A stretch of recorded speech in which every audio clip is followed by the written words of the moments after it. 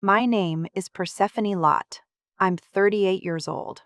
Last Sunday, I walked into my mother-in-law's dining room with a manila folder under my arm, and I set my husband's burgundy passport on top of the gravy boat. There were 6 fresh stamps from Cancún inside it. He had told me, for 6 straight weeks, that he was sitting at her hospice bed in Spokane. She was at the head of the table, very much alive, asking me if I wanted white meat or dark. I'm Persephone Lot. People call me Percy. I'm a dental office manager in Boise, Idaho, and I have been married to Bryson Lott for 14 years. This is the story of how I found out that everything he had told me about the last 6 weeks of his mother's life was a lie, and how a small brass key my father gave me before he died ended up costing my husband his license, his mother, and the other 2 women he was already planning to land on. Before I tell you what happened next, I want to say this. If stories like this find you at the right moment, subscribe. I share a new one every night, quietly, for people who already know what it's like to keep the house running while somebody else burns it down. And drop your city and local time in the comments. I love knowing where you're listening from. Now let me take you back to the summer of 2019, when my father was dying of pancreatic cancer, and he handed me a small brass key in a Pyrex bowl without saying a word about what it opened. My father's name was Hollis Marinwood. He was 66 years old, a retired postal inspector for the United States Postal Service, and he died on a Tuesday in August in the back bedroom of the house I grew up in. He had 8 weeks from diagnosis to the end. He spent 6 of those 8 weeks at a yellow Formica kitchen table in Boise with a yellow legal pad and a ballpoint pen, writing down every account number, every policy, every parcel ID, every safe deposit box he had ever held. He labeled 3 manila folders in pencil. One said house, one said brokerage, one said for Percy when Bryson tries, and he will. I didn't see that 3rd folder until last month. The week before he died, he asked me to bring him the green Pyrex bowl from the top shelf above the refrigerator. It was the one with the white wheat pattern, the one my grandmother gave my mother in 1968 as a wedding shower gift, the one I still keep on my own kitchen counter today. He put a small brass key in the bottom of the bowl and covered it with 3 butterscotch candies from the cut glass dish on his nightstand. He said, "Percy, you'll know what this opens when you need to know. Don't lose the bowl." That was the last full sentence he ever said to me. He died 4 days later while I was making him a cup of weak Lipton tea with lemon, the way he liked it. I want you to understand something about my father. He worked 31 years for the Postal Inspection Service. He investigated mail fraud, wire fraud, and identity theft for a living. He used to tell me, when I was little and angry about something one of my cousins had done, "Paper outlives people, Percy." People lie. Paper just sits there. I thought he was talking about library books. I was 9. I didn't understand he was teaching me how to survive my own marriage. Bryson came into the picture the year I turned 23. He was 26, a commercial insurance broker working out of a corner office in downtown Boise, and he wore the kind of charcoal suits that look expensive but aren't. He had a good laugh. He remembered the name of every waitress at every restaurant. He brought my mother peonies the first time he met her because I had mentioned in passing that peonies were her favorite, and he had remembered. I told my best friend, Marisol, on the phone that night, "I think this one listens." She said, "Percy, men who listen too well early on are usually taking notes for later." I didn't speak to her for 3 months after that. She was right, and I couldn't stand it. We got married at a little stone Episcopal church in Boise in September of 2011. My father walked me down the aisle. He was already sick by then, though we didn't know it yet. There's a photograph of the 2 of them shaking hands at the reception, my father in his good navy suit, Bryson grinning, and my father's eyes are not smiling. I look at that photograph now, and I see what he saw. I just couldn't see it then. The first 9 years of our marriage were what most people would call good. We bought a little 1940s bungalow on the north end of Boise. I worked my way from front desk to office manager at a 4-dentist practice on State Street. Bryson made decent money brokering policies for small contractors and trucking outfits. We tried for a baby for 3 years, and then we stopped trying, quietly, the way couples do when nobody wants to be the one who says we should stop. After my father died, I inherited the house I grew up in, a modest brokerage account at Fidelity, and that small brass key in a Pyrex bowl. The lawyer who handled the estate told me my father had put everything into something called an irrevocable spendthrift trust. Bryson couldn't touch it, the lawyer said. Not ever. Not under any circumstances. Bryson smiled when he heard that. He said, "Of course, Hollis was always careful. That's good. That's how it should be." And then he asked the lawyer in a friendly voice what spendthrift technically meant. That should have been my first stomach drop. It wasn't. I was grieving my father. I wanted my husband to be kind to me. He was kind. He brought me coffee. He held my hand at the cemetery. He picked out the headstone with me. He cried at the burial, which I thought was real. I think now that some of it was. People are not all one thing. The cruelty came in small pieces over years. It came in the way he would correct me in front of his mother. "Percy, sweetheart, that's not how the policy works. Let me explain it again." It came in the way he would describe my job. She manages the front desk at a dental office, basically. It came in the way he started using the phrase, "your father's money," the year after my father died, as if the modest inheritance from a man who had spent his life chasing mail thieves was something embarrassing. It came in the way he stopped going to my mother's house on Sundays the year my mother had her hip replaced, and instead would say, "Tell Renee I'm slammed. I'll see her at Christmas." The thing about polite cruelty is you can't point at it. Every individual sentence is reasonable. It's only when you stack them up across years that the shape comes through. I started keeping a little spiral notebook in my nightstand drawer the year I turned 35. I didn't know why. I just wrote things down. The way he laughed at me when I mispronounced Reykjavik at a dinner party. The way he told his brother in front of me that I was cute when I tried to follow grown-up conversations. The way he started traveling for work every other weekend, and then every weekend, and then the trip stopped having an itinerary I could see. In April of last year, he came home from a Friday in Coeur d'Alene with a small bruise on his collarbone in a shape that wasn't from a seatbelt. I didn't say anything. I wrote it down in the notebook. The next morning at breakfast, he said, "Percy, you've been quiet lately. Are you in one of your moods?" I poured him orange juice. I said, "No, I'm not in a mood." He said, "Good. You always were sensitive. Don't make it a thing." I said, "I won't." I made him an egg over easy on a slice of sourdough. I ate my own breakfast, standing up at the counter. Then I went into the bedroom and I wrote down the word, bruise, and the date. In June, he told me his mother, Cordelia, was being moved to inpatient hospice in Spokane. He said she had maybe 6 weeks. He said he needed to be with her. He said he would be sleeping at the hospice on the pull-out couch, that he had cleared it with his brother, Marshall, and that I shouldn't visit because Cordelia had specifically asked to just see her boys at the end. He said it gently. He held my hands across the kitchen table when he said it. He cried a little. He said, "Percy, I know my mother has not always been warm to you. I'm so sorry, but please give her this." And I said yes. Of course I said yes. What kind of wife says no when a man's mother is dying? He left on a Sunday afternoon. He packed his black weekender bag and his garment bag. He took his shaving kit. He took his good dress shoes. He took his burgundy passport, which I noticed because he set it on the kitchen counter while he was loading the car, and I thought, that's strange. You don't need a passport in Spokane. I almost said something. I didn't. He saw me looking at it. He picked it up and he said, "Habit. I always grab it when I travel. Force of habit from work trips." He put it in the side pocket of the weekender. He kissed me on the forehead. He drove away.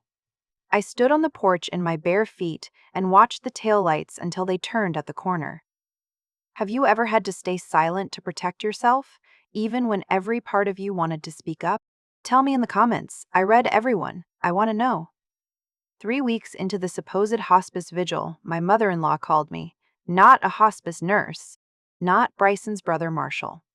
Cordelia herself. From her landline. At 3 in the afternoon on a Wednesday. She said, "Persephone, dear, I'm having my hair done on Friday at Lorraine's." Would you like to drive up and join me for lunch afterward at the Davenport? I haven't seen you in months. I stood in the break room of the dental office holding my cell phone like it was a small animal. I said, Cordelia, sweetheart, aren't you in hospice? There was a long pause on her end. Then she laughed. She actually laughed. She said, Persephone, who told you that? I had a knee replaced in March. I have not been in hospice a day in my life. The room tilted slightly. I sat down on the break room couch with the polyester cushion that always smelled faintly of Lysol. I said, Cordelia, where is Bryson right now? She said, I have no idea, honey. I haven't seen him since Marshall's birthday in May. I said, he told me he's been with you for 3 weeks. She said, very quietly, Persephone, no, he has not. Then she said, Are you all right? You sound like you can't breathe. I said, I'm fine, I have to go, I'll call you back. I hung up. I sat in that break room for 40 minutes. The hygienists came in for their lunch break and asked if I was okay, and I said I had food poisoning, and they made me a cup of peppermint tea and brought it to my desk, and I drank it without tasting it. I did not confront him. I did not call him. I did not text him. I went home that night, I made myself a tuna sandwich on rye, and I went into our bedroom and I opened his nightstand drawer. The burgundy passport was sitting on top of a stack of old NRA magazines. He had come home twice during those 3 weeks for what he called quick supply runs. He must have put it back on one of those runs. I picked it up. My hands were not shaking. That surprised me. I opened it. 6 fresh entry stamps from Aeropuerto Internacional de Cancún, Mexico. 6 fresh exit stamps.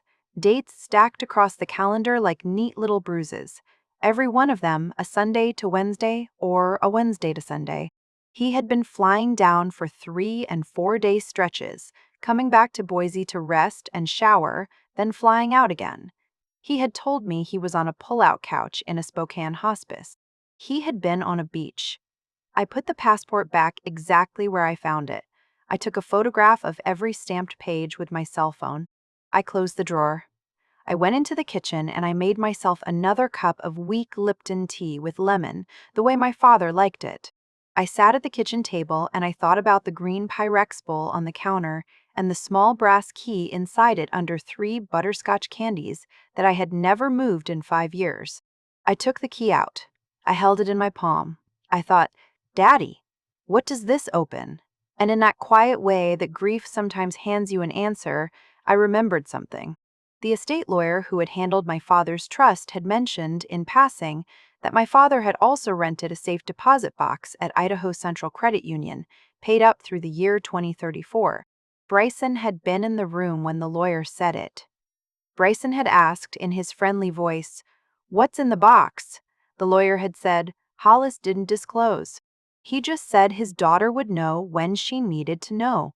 I drove to Idaho Central Credit Union the next morning before work. I signed the access card.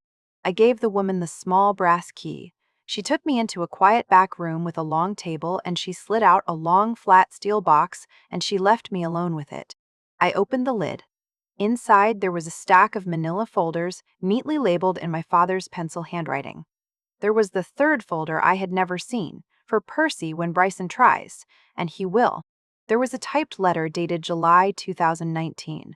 There was a flash drive in a small padded envelope. There was a bound notary journal with a sticky note on it that said, Renata Coyne, she will help. And there was a single index card on top of everything else, in my father's handwriting, that just said, Percy. Match what's in here against what he's been doing. Then go see your mother-in-law on a Sunday? Take the passport. I love you. Dad. I read the typed letter sitting in that quiet little credit union room. My father had spent the last 6 weeks of his life pulling credit reports, pulling property records, pulling business filings. He had documented that Bryson, 2 years before my father even got sick, had already opened a line of credit in my name without my knowledge. The forged signature was the seed of everything. He had documented a rented apartment in Coeur d'Alene under a corporate LLC Bryson controlled. He had documented monthly cash withdrawals from our joint emergency fund that matched, to the dollar, monthly transfers into that LLC. He had documented 2 life insurance policies Bryson had taken out on me, with himself as beneficiary, that I had never signed for. He had photocopied the signatures. They were not mine. They were close. They were not mine. The flash drive had photographs. Bryson with a younger woman in Coeur d'Alene at a steakhouse, his hand on her lower back. Bryson with a different woman in Spokane outside a hotel. Bryson at the Boise airport, photographed by what looked like a private investigator my father had quietly hired in 2019, the year my father was dying. My father had been spending his last week spying me a future I didn't know I was going to need. I sat in that little room for an hour. I cried once for about 30 seconds, and then I stopped. I thought, Daddy, you knew. You knew before I knew. And then I thought, paper outlives people. And then I thought about Renata Coyne. Renata Coyne is 67 years old. She lives in a small ranch house on the east side of Boise with a wraparound porch and a cat named Lyndon. She was the notary my father had used in 2019 to execute the trust paperwork. She had retired the year after. Her name on the sticky note in the safe deposit box was not an accident. I called her from the parking lot of the credit union. I said, Mrs. Coyne, my name is Persephone Marinwood Lott. My father was Hollis Marinwood, and he left me your name in a safe deposit box. There was a long pause. Then she said very softly, Honey, I have been waiting 5 years for your phone call. Come over. I'll put the coffee on. Renata's house smelled like cinnamon and old books. She had a kitchen with green-checked curtains and a formica table almost exactly like my father's. She put a Pyrex casserole dish of bread pudding in front of me and a cup of coffee in a mug that said, Idaho is for lovers. She sat down across from me. She put both her hands flat on the table. She said, Persephone, your father was the most careful man I ever notarized for. He told me, the day we executed the trust, that if his daughter ever called me, it would be because her husband had moved. Those were his exact words. When her husband moves. Then he asked me to keep my notary journal for at least 10 years past my retirement. By Idaho law, I'm only required to keep it for 3. I kept it for him. She got up. She went into a cedar chest in her living room. She came back with a bound book, blue cloth cover, with her gold-stamped notary commission number on the front. She opened it to a page she had marked with a yellow post-it note. She turned it around so I could read it. She said, 2 months ago, a notary who used to work in my old office called me. She said somebody had walked in with a power of attorney granting authority over a brokerage account in your name, and the signature on the document didn't match the exemplar on file. The name on the power of attorney was Bryson Lott. The notary refused to certify it. She called me because my old commission was the one that originally notarized the trust your father set up, and she wanted to know if I had records of your actual signature. I do. They're in this book. Every one of them. I put my face in my hands, not crying, just resting. Renata reached across the table and squeezed my wrist. She said, Honey, your father knew. He didn't want you to be alone when you found out. That's why I'm here. I sat there in her kitchen for 2 hours. We drank 3 cups of coffee each. By the time I left, I had a plan, and Renata had agreed to come with me on Sunday. Have you ever set a boundary and watched someone completely unravel because you stopped being convenient? Has someone in your family ever tried to rewrite who you are to make themselves look smaller? I want to know. Tell me in the comments. I read everyone. Cordelia Lott hosts Sunday dinner at her house in Spokane every other week. Roast chicken, mashed potatoes, green beans, almondine, dinner rolls from a tube, and a pie. Always a pie. The whole family comes. Cordelia, her 2 sisters, Aunt Junie and Aunt Lorraine, her younger brother who is a retired Episcopal priest named Father Mott, Bryson's brother Marshall and his wife Therese, and usually 4 or 5 of the cousins. Bryson and I had been to maybe a dozen of these dinners over the years. He always sat at his mother's right hand. He always carved the chicken. He always poured the wine. The Sunday after I went to see Renata, I called Cordelia. I said, Cordelia, I need you to host one of your dinners next Sunday. The whole family. Aunt Junie, Aunt Lorraine, Father Mott, Marshall, Therese, everyone. I need to bring Bryson. He doesn't know I'm coming. He thinks I think he's at your hospice. There was a very long silence on her end. Then she said, Persephone. Honey, what did my son do? I said, Cordelia, I will tell you everything on Sunday. Please trust me. And please don't tell Bryson I called. Tell him you want him to come to dinner and bring me with him because you've been feeling sentimental about family. Can you do that? She said. Persephone Lot. I have been feeling sentimental about family. You, not him. She called Bryson that afternoon. He came home Tuesday night, supposedly from the hospice. He looked tan. He said, Mom called. She's having one of her Sunday dinners. She wants us both there. She's been on a kick about wanting family around. I said, Of course, I'll make a pie. He kissed the top of my head. He said, You're a good wife, Percy. I said, Thank you, Bryson. I made a sour cream apple pie that Friday with apples from the Albertsons on State Street. I put it in a pie carrier my grandmother had given me in 1996. Sunday afternoon, Bryson and I drove to Spokane. He played a podcast about commercial real estate. I sat in the passenger seat with my purse in my lap. Inside my purse was a manila folder. Inside the manila folder was a stack of paper my father had assembled 5 years earlier, plus the index card in his handwriting, plus a single photograph from the flash drive. Bryson at the Boise airport, June 14th, with his burgundy passport in his hand, 2 hours before his flight to Cancun. On a Sunday, he had told me he was driving to the hospice. Renata Coyne was already on her way to Cordelia's house in her own car. We had agreed she would arrive 10 minutes after us. Cordelia had set a place for her at the table and told the family she was an old friend. We arrived at 4. Cordelia hugged me at the door. She held on for a second longer than she normally would. She whispered into my hair, I'm right here, Persephone. Whatever you need. I almost broke. I didn't. I walked into the dining room and I set my pie down on the sideboard. Bryson went straight to the head of the table and started uncorking a bottle of Chianti. We were 8 at the table. Cordelia, Aunt Junie, Aunt Lorraine, Father Mott, Marshall, Therese, Bryson, and me. Renata came in at 4:10. Cordelia introduced her as her oldest friend from her bridge club, which she wasn't, but nobody questioned it. Renata sat at the foot of the table directly across from Cordelia. She had brought a small canvas tote bag. She set it under her chair.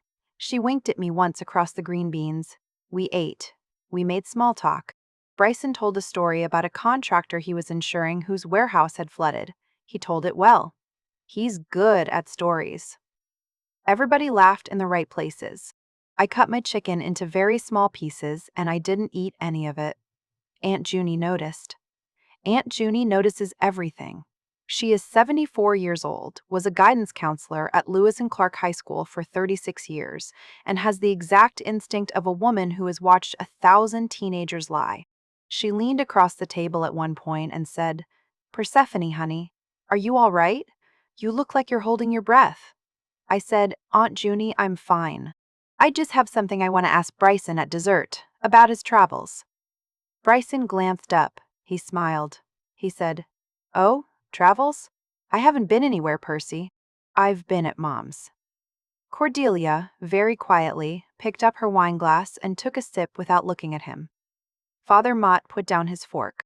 Marshall stopped chewing. I said, Bryson, sweetheart, where's your passport right now? He laughed. He actually laughed.